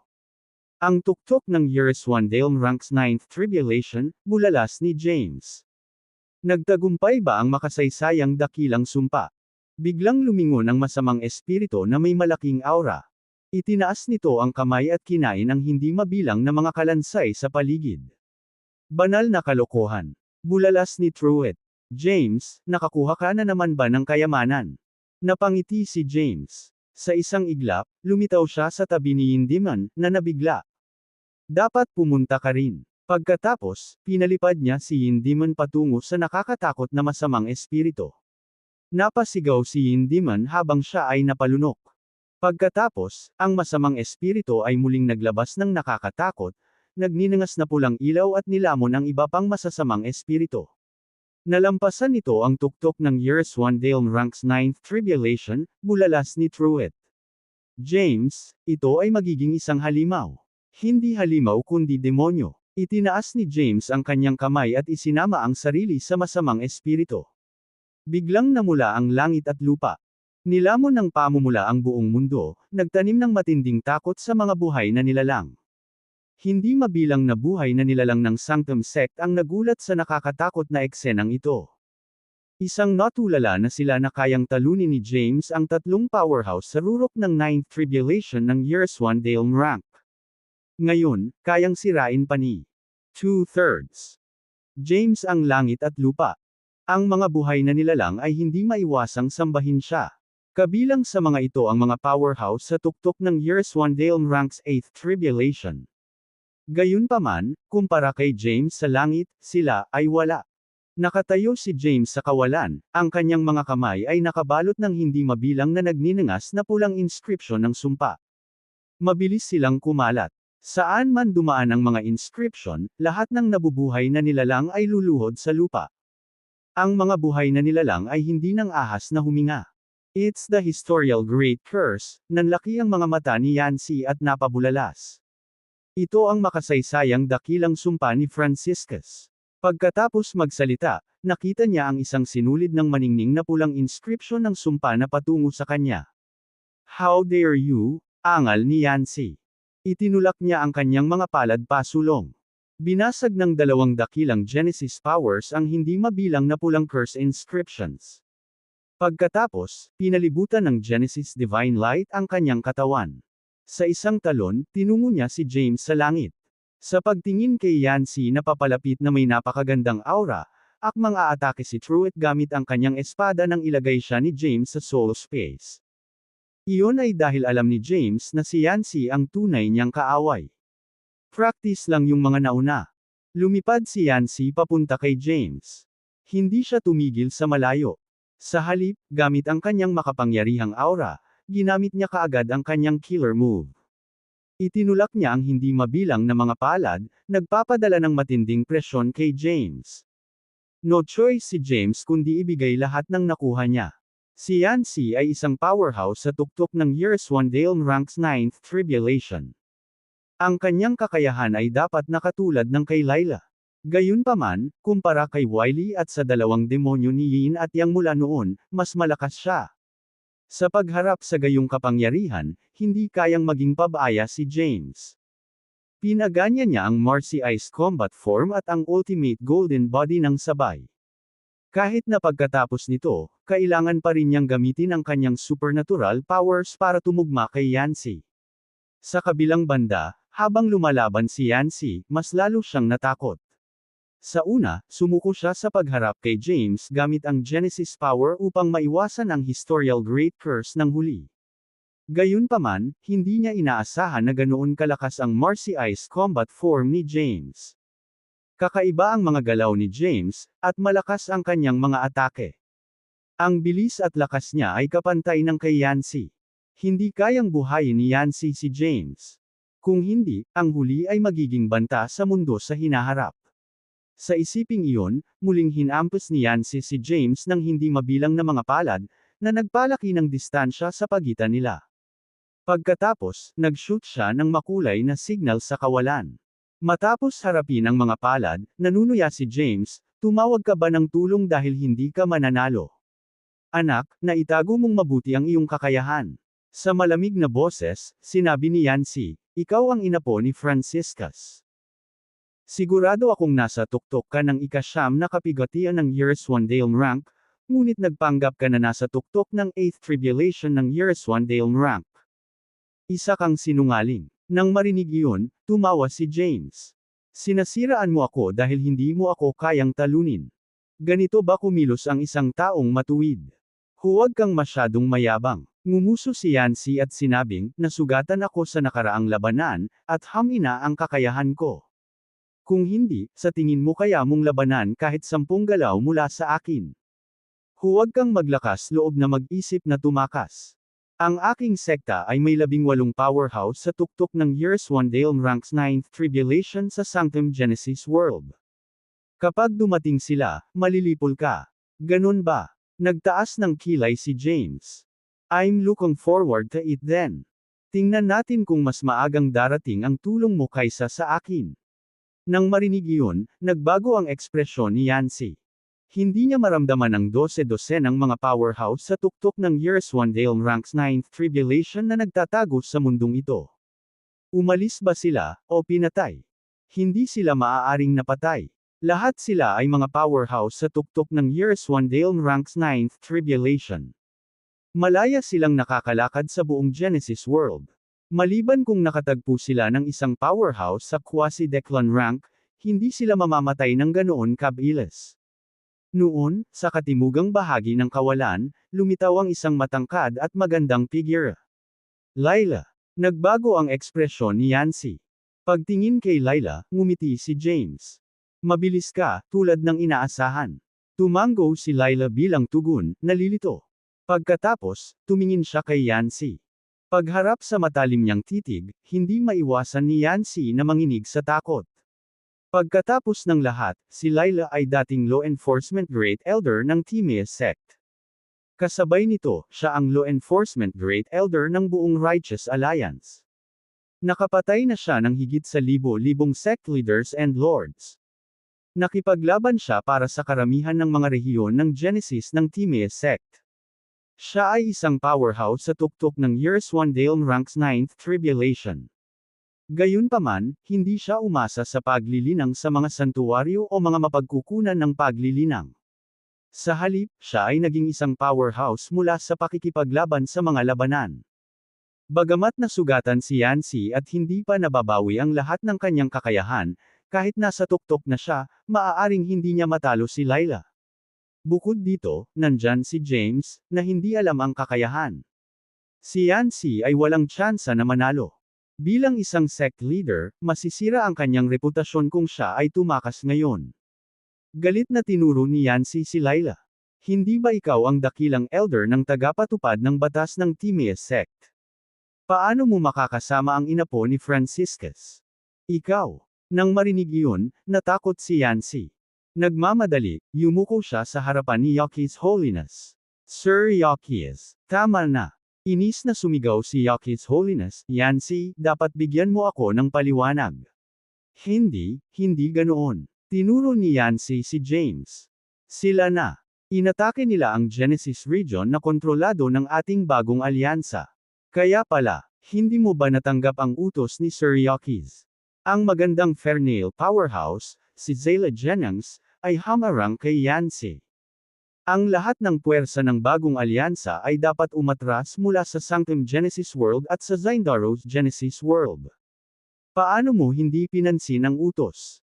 Nang marinig ang mga salita ni Zayla, naramdaman ni Yancy na parang may sumabog sa kanyang ulo. Natarante siya. Pagkatapos, tumingin si Yakis Holiness kay James. James, ang kasunduan namin ay via the soul contract. Sinunod ko ang mga tuntunin ng kasunduan, ngunit hindi ko inaasahan na magiging matapang ang aking mga nasasakupan. Hindi ako makapaniwalang nagdulot sila ng napakaraming gulo. Huwag kang mag-alala. Ngumiti si James at sinabing, anyway, wala na ang Sanctum sect. Maaari mo lamang ipagpatuloy ang pagsunod sa kasunduan. Oo naman. Napabuntong hininga si Yakis Holiness at sinabing, ngunit, ang tatlong powerhouse na nasa ilalim mo ay nagtali ng 18 powerhouse ng Bihaterm sect sa tuktok ng Years One Dale Ranks 9th Tribulation. Hindi ba dapat palayain na sila ngayon? 18 powerhouses. Natigilan si James nang lumingon siya kay Layla. Ngumiti si Yakis Holiness at sinabi, ang supernatural na kapangyarihan ni Elder Layla ay walang kapantay. Siya ay halos hindi magagapi sa mga powerhouse sa tuktok ng Years One Dale Ranks 9th Tribulation sa Genesis World. Pero, samobra na siya sa pagkakataong ito. Hindi sila pinatay ni T. Nahuli ko lamang sila dahil kailangan ng aking Panginoon ng mga mapagkukunan ng pagtatanim. Binibigkas ni Layla ang bawat salita. Batay sa batas ng Genesis World, kung sino ang manalo ay maaaring bihagan ang natalo. Walang buhay na nilalang o puwersa ang maaaring humiling sa nanalo na palayain ang natalo. Nang makita kung gaano kalaki si Layla, ang mga powerhouse sa likod ng Yakis Holiness ay gustong kumilos ngunit natakot sila. Sa pagkakataong ito, ngumiti si James. Dahil may ganoong batas, sigurado akong hindi ka lalabag sa batas, di ba? Nang marinig iyon, tumawa si Yakis Holiness. Ang batas ay batas, ngunit maaari tayong makipag-ayos. Pagkatapos, kinausap niya si James ng palihim. Ibibigay ni T sa iyo ang 4 na powerhouse sa tuktok ng Years One Dale Ranks 9th Tribulation sa ilalim ni Yancy. Para sa iba pang 14 na powerhouse, kukunin ko sila. Ano sa tingin mo? Nang marinig iyon ni James ay kumunat ang noo niya. Nagpasya siyang tanungin si Layla tungkol dito. Mula sa tugon ni Laila, nalaman ni James na ang tatlong nakamamanghang babae ay matagal nang nagkasundo na huwag patayin ang anumang Bihaterm sect powerhouse sa tuktok ng Years Wandale Ranks 9th Tribulation. Sa halip, tatatakan nila ang mga powerhouse at gagamitin ang mga ito para tulungan si James na dumaan sa mga kapigatian. Naantig ang sagot ni James. Malaki ang nagawa ng tatlong babae para kay James. Nakakalungkot na nalaman ito ni Yaki's Holiness. Kung hindi siya pupunta upang makita si James nang napakatindi ng labanan. Tila gustong samantalahin ni Yaki's Holiness ang pagkakataon na paalisin si Yancy at kunin ang mga nasasakupan ng huli para palawakin ang kanyang sekta. Sa isiping iyon, sinabi ni James, mayroong 18 powerhouse sa Years Wandale Ranks 9th Tribulation, ngunit 4 lang ang ibinibigay mo sa akin. Hindi mo ba naisip na medyo unfair iyon? 6 sila. Hindi ko maibibigay sa iyo ang higit pa riyan, sagot ni Yaki's Holiness. Ibigay mo sa akin ang iba sa kanila. Kailangan ko sila ng medallion.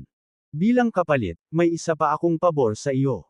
Kung kailangan mo ng tulong, tutulungan kita. Saksi ang kontrata ng kaluluwa. Pagkatapos, kumuha siya ng isang soul contract at ibinigay kay James. Tinanggap ni James ang nilalaman ng kontrata. Nang mawala ang kontrata ng kaluluwa, biglang hinawakan ni Yaki's Holiness si Yancy, na nakaluhod sa lupa. Gamit ang kapangyarihang pangkasaysayan, tinatakan niya ang paglilinang ng huli at ibinigay siya kay James. Nang makita iyon, sumigaw si Yancy, Sir Yaki's, ano ang ibig mong sabihin dito?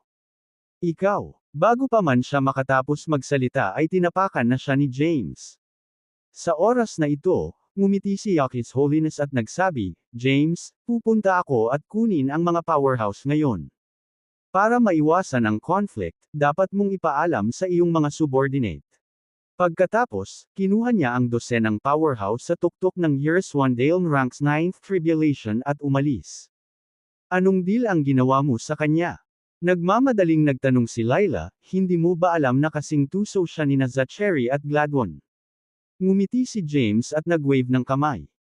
Pagkatapos, sinabi niya kina Rebella at Zitlali na ibigay ang 12 powerhouse sa tuktok ng Years Wandale Ranks 9th Tribulation kay Yaki's Holiness. Naglabas din siya ng utos bago lumingon kay Laila. Pagbalik nila, bibigyan kita ng paliwanag, okay.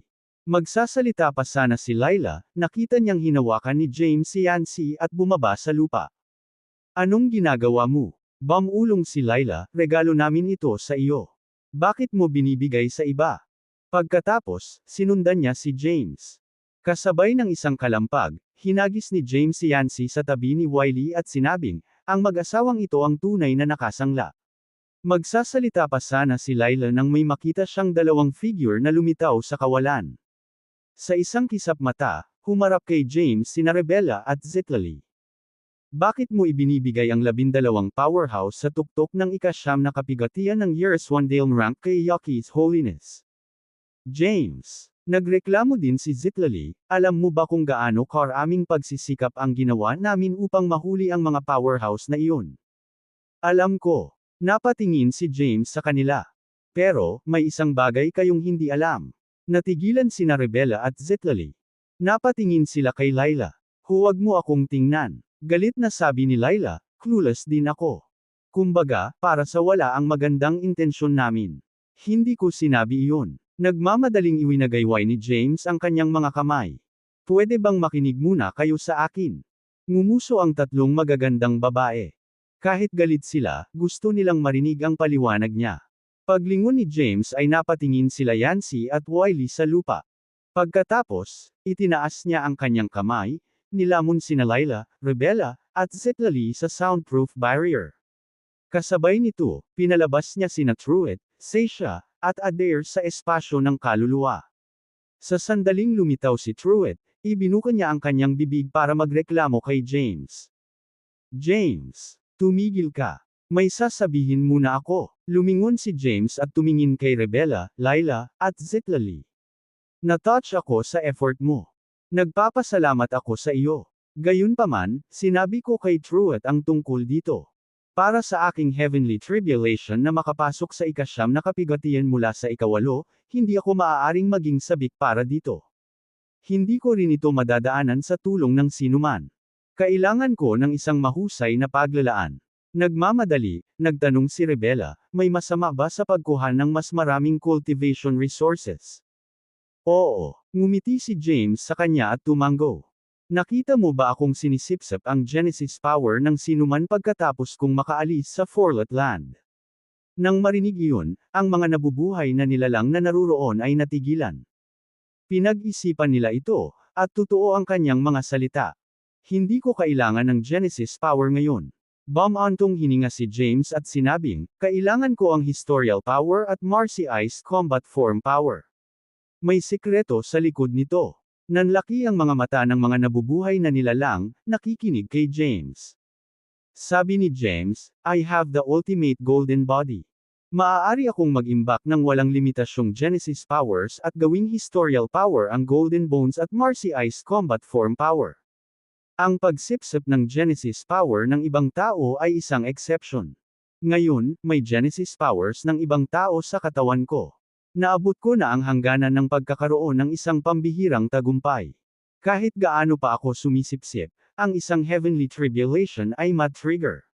Nang marinig iyon, huminga ng malalim ang mga nabubuhay na nilalang na naruroon. Nasa bingit na pala ng kamatayan si James kahit na mukha siyang makapangyarihan. Maaari niyang harapin ang tatlong dakilang kapigatian sa langit anumang oras. Bumalik tayo sa paksa ng 18 Bihoterm sect powerhouses sa tuktok ng Years 1 Dale Ranks 9th Tribulation. Tumingin si James sa mga buhay na nilalang. Hindi ko akalain na babantayan sila ni His Holiness ng ganoon kahigpit. Sa sandaling pinasuko mo sila, lumapit siya sa akin. Wala siya. Bumantong hininga si Rebella at sinabing, hindi naman sa wala tayong chance na manalo. Tama ka. Napatingin si James kay Rebella. Ngunit, kung magkakaroon tayo ngayon ng pagkatalo para sa maliit na benepisyong ito, ang magkabilang panig ay magdaranas ng matinding pagkalugi.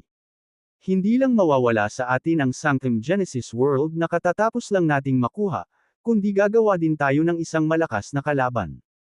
Kasabay nito, makikinabang tayo sa Timaeus sect. Kumunot ang noo ni Truett. Wala bang anumang alalahanin si His Holiness? Siyempre ginagawa niya. Ngumiti si James at tumango. Ang kanyang pinakamalaking pag-aalala ay ang Eustace sect at ang Skynet. Natatakot din siyang itulak kami sa Timaeus sect. Kung tutuusin, maaari tayong maliit sa bilang, ngunit mayroon tayong sapat na lakas sa pakikipaglaban upang labanan ang kalahati ng mga powerhouse sa kanilang bagong alyansa. Kunin mo ngayon. Kumunot ang noo ni Layla. Dahil sa mga alalahaning ito, pinili niyang isuko ang kontrol sa Sanctum Genesis World bilang kapalit ng mga powerhouse ng Bihoterm sect sa tuktok ng Years 1 Dale Ranks 9th Tribulation. Minamaliit mo ang His Holiness. Nakangiting sinabi ni James, ang pag-angkin sa Sanctum Genesis World ay isang deal na ginawa ko kay His Holiness matagal na ang nakalipas. Siya ay personal na lumapit sa akin sa pagkakataong ito hindi lamang dahil sa mga powerhouse sa tuktok ng Years 1 Dale Ranks 9th Tribulation kundi dahil gusto niyang paalisin si Yancy, ang sect leader ng Bihoterm sect. Sa ganoong paraan, maa-absorb niya ng buo ang Bihoterm sect. Nang marinig iyon, lahat ng nabubuhay na nilalang ay tumingin kay Yancy sa labas ng soundproof barrier. Ay nako! Anong masamang plano? Paano makakagawa ng pukana si His Holiness laban sa mga tao ng kanyang bagong alyansa? Si His Holiness ay isang ambisyosong tao. Alam niyang hindi sapat ang kanyang prestige mag-isa, kaya kinailangan niyang tanggalin si Yancy para mag-udyok ng takot sa iba. Nakakaawa. Malamang clueless pa rin si Yancy tungkol dito. Nang marinig ang usapan nila, napangiti si James. Sinabi ni James ang lahat ng masasabi niya. Ang iba ay itinatago pa rin. Sa paglalakbay na ito, palagi siyang naniniwala na ang tunay na lakas ay ang pundasyon na nagbigay ng isang impluensya at isang foothold. Kailangang maging makapangyarihan ang isa. Kunin si Franciscus bilang isang halimbawa. Kaya niyang durugan ang lahat ng powerhouse sa Genesis World. Ang iba pang mga kuta ay tulad ng Timaeus sect at His sect. Mayroon silang hindi mabilang na mga powerhouse. Mas marami ang mas masaya. Walang alinlangan, pareho ang gusto ni James. Mayroon din siyang kakayahan na magkaroon ng pareho. Bagamat higit sa kalahati ng nakuhang rurok ng Yerswan Dale ranks 9th Tribulation Bihoterm sect powerhouses ay inalis ng Yakis Holiness, mayroon pa ring 6 sa kanila si James. Kasama si Yancy, ang pinuno ng Bihoterm sect, at si Wiley, ang pinuno ng Sanctum sect, mayroon siyang kabuuang 8 powerhouse sa rurok ng 9th Tribulation ng Yerswan Dale rank. Kung ang mga powerhouse na ito ay ginamit bilang cultivation resources, ito ay isang basura. Gayunpaman, kung ginamit ni James ang curse magic para kontrolin at gamitin ang mga ito, tataas ang kabuuang lakas ng Jademore Empire. Higit sa lahat, gusto ni Yakis Holiness na samantalahin ang pagkakataon na alisin si Yancy at makuha ang Bihoterm sect. Siyempre, hindi siya hahayaang magtagumpay si James. Hanggat si Yancy at ang natitirang 6 na Bihoterm sect powerhouses ay nasa mga kamay ni James, kasama ang prestihiyo ni Yancy, hindi magiging problema para kay James ang muling pagkontrol sa Bihoterm sect. Para naman sa Bihoterm sect, magpapatuloy man ito sa bagong alyansa, aalis dito, o makikipag-alyado sa Justice sect at Skynet, maaring tawagan ni James. Ayon sa mga salita ni Igor, ang Forlet Land ay maaaring maging isang kampo ng kanlungan para sa lahat ng mga nilalang mula sa 3,000 mahusay na mundo ng Genesis at hindi mabilang na mga micro-Genesis world. Kung gayon, kailangang maghanda ng maaga si James. Si James ay hindi nang ahas na ilagay ang kanyang pag-asa sa Skynet, ngunit ang Iuste sect at ang Bihoterm sect ay maaaring gamitin bilang pundasyon para sa Jademore Empire na itatag sa Forlet Land. Ang diskarte na ito ay mas mahusay kaysa sa anumang iba pang diskarte. Susunod, hinayaan ni James si Lila, na pinakapamilyar sa mga gawain ng sekta, na pumalit sa Sanctum sect kasama sina Rebella at Seisha bilang kanyang mga katulong. Samantala, pumunta si James sa sanctuary kung saan nakakulong sina Yancy at Wiley. Nang makita kung gaano kahabag-habag ang hitsura ng dalawang buhay na nilalang, naglakad si James patungo sa isang malaking bato at umupo doon. Nang makita si James, umakyat ang dalawang buhay na nilalang at yumuko sa kanya. Nakiusap sila na iligtas niya ang kanilang buhay. Napabuntong hininga si James at napangiti. Dapat magpasalamat kayo kay Tai Chi. Kung hindi, ang iyong mga orihinal na anyo ay nalantad na ngayon. Nang marinig iyon, natigilan sina Yancy at Wiley. Bagamat wala silang ideya kung ano ang ibig sabihin ni James, naramdaman nilang ililigtas niya ang kanilang mga buhay. In a relaxed manner, James said, "I don't care why you guys became a couple in the first place, but you guys are husband and wife now. Gusto niyo bang magkasama palagi o magkalayo?" Nagtaas ng ulo si Yancy. "Gusto naming magkatuluyan, syempre. Hanggat hindi mo kami papatayin, makikinig kami sa anumang sasabihin mo." Nagmamadaling sinabi ni Wiley sa pambungad na tono, "Gusto kong maging katulong mo at protektahan ka." "Hey, read the room," galit na sabi ni Yancy. "Paano mo nasuwayin si Master?" Mabilis na umiling si Wiley. "Isa kang pervert. Ayokong makasama ka." "Hindi ko. Tama na." Bumantong hininga si James at sinabing, "Hindi ako naririto para makinig sa pag-aaway ng mag-asawa." Nanliit sa takot sina Yancy at Wiley. Tinakpan nila agad ang kanilang mga bibig. "Bibigyan ko kayo ng pagkakataong mabuhay." Napatingin si James sa kanila. Ngunit, ito ay nakasalalay sa kung makukuha ninyo o hindi ang pagkakataon. Nang marinig iyon, nag-init ang mga mata ni Yancy at Wiley. Lumakas ang kanilang kalooban na mabuhay. "Master, ano ang gusto mong gawin namin? Turuan mo lang kami. Guro, gusto ko pa ring nasa tabi mo at pagsilbihan ka." Tumingin sa kanila, sinabi ni James, "Sir Yancy, ayaw mo na ba talaga sa Bihoterm sect?" Walang magawa, napabuntong hininga si Yancy. "Hindi ko man lang maprotektahan ang sarili ko ngayon. Paano ko maaalala ang Bihoterm sect? Dahil mababa ang tingin mo sa iyong sarili, mas mabuti kung ikaw ay malipol." Sinaman siya ng tingin ni James. Natigilan si Yancy. Mabilis niyang ibinaba ang ulo. "Naiintindihan ko ang ibig mong sabihin, ngunit determinado si Yakis Holiness na pagsamahin ang aking Bihoterm sect. Kaya naman sinamantala niya ang pagkakataong itatak ang aking paglilinang at ibigay ako sa iyo." Ngunit, nakalimutan niya na ang Bihoterm sect ay isa sa 10 great sects. Akala ba niya madali niyang makokontrol ang mga powerhouse sa tuktok ng Years One Dale Ranks 9th Tribulation? Tapos, tumingin siya kay James. Guro, kung alam mo kung paano alisin ang aking selyo at hayaan akong bumalik sa punong tanggapan ng Bihaterm sect, maaari kong utusan ang lahat ng nabubuhay na nilalang sa sekta na umalis sa alyansa ng Newa. Iuutos ko sa kanila na sundin lamang ang iyong pangunguna.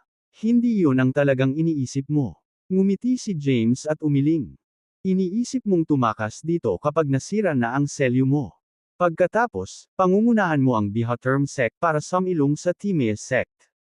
Lalabanan mo ako at si Yaki's Holiness hanggang kamatayan. Nang marinig iyon, nagulat si Yancy. Naisip niya, ang taong ito ay kamanghamanghang. Nababasa niya ang isip ko. Sa isiping iyon, sinubukan niyang mag-isip ng dahilan. Muli niyang ibinaba ang ulo. Guro, wala akong lakas ng loob na gawin iyon. Magkaroon ka man o wala ng lakas ng loob na gawin iyon, wala akong tiwala sa iyo. Pagkatapos, inabot ni James, at isang linya ng kahanga-hangang curse inscriptions ang bumalot kay Yancy. Masakit na sigaw ni Yancy. Sa ilalim ng hindi mabilang na pulang curse inscriptions, nagpumiglas siya at napasigaw sa sakit. Sobrang sakit ang naramdaman niya. Nang makita ang eksenang iyon, napaatras si Wiley sa takot. Naranasan na niya ang ganoong sakit noon. Ayaw na niyang maranasan ulit iyon. Gayunpaman, nakatitig na sa kanya si James. Guro, hindi kita ipagkakanulo. Nagmamadaling lumuhad si Wiley sa lupa na may maputlang mukha. Alam ko kung ano ang iniisip mo. Tumingin si James sa kanya. Mahirap ang buhay mo. Para igalang ang panghuling hiling ng iyong guro at hayaang mabuhay ang Sanctum Sect, kailangan mong gamitin ang iyong katawan para pagsilbihan ang mga lalaki para mabuhay.